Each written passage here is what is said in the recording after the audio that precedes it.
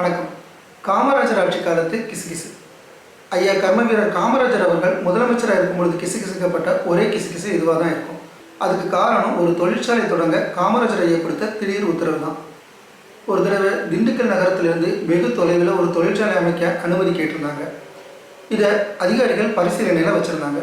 இதை தெரிஞ்சுக்கிட்ட ஐயா கர்மவீரர் காமராஜர் அவர்கள் அதிகாரிகள் அழைச்சி அந்த திண்டுக்கல்காரங்களுக்கு உடனே தொழிற்சாலை தொடங்க அனுமதி கொடுங்க அப்படின்னு வாய்மொழி உத்தரவை பிறப்பிச்சுட்டு கிளம்பி போயிட்டாரு.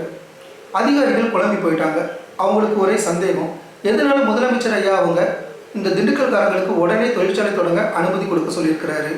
ஒருவேளை அந்த தொழிற்சாலை நிர்வாகத்தினர் முதலமைச்சருக்கு வேண்டியவங்களா இருப்பாங்களோ அப்படின்னு கிசுகிசுக்க ஆரம்பித்தாங்க. இந்த கிசுகிசு ஐயா கர்மவீரர் காமராஜர் அவர்களுடைய காதுக்கும் போச்சு. உடனே அதிகாரிகள் அழைச்சி உங்களுக்கு என்ன சந்தேகம் கேளுங்க அப்படின்னு சொன்னார்.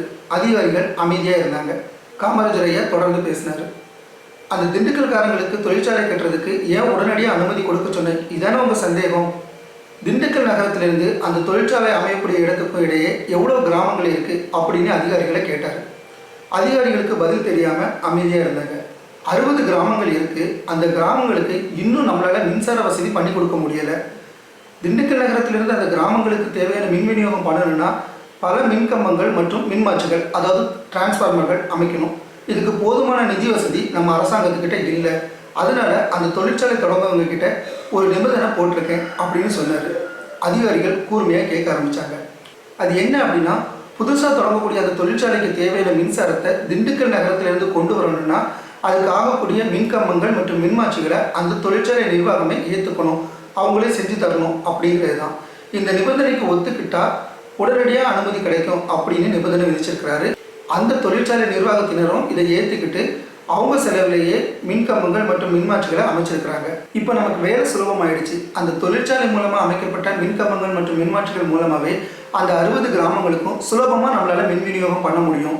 இதனால அரசாங்கத்துக்கு ஏராளமான மின்கம்பங்கள் மற்றும் மின்மாற்றிகள் அமைக்கக்கூடிய செலவு மிச்சமாகும் அப்படின்னு சொல்லியிருக்கிறாரு. உடனே அதிகாரிகள் ஆச்சரியப்பட்டு அசந்து போய் உட்கார்ந்துட்டாங்க. எவ்வளோ சமூக அக்கறை, எப்பேற்பட்ட கூர்மையான சிந்தனை!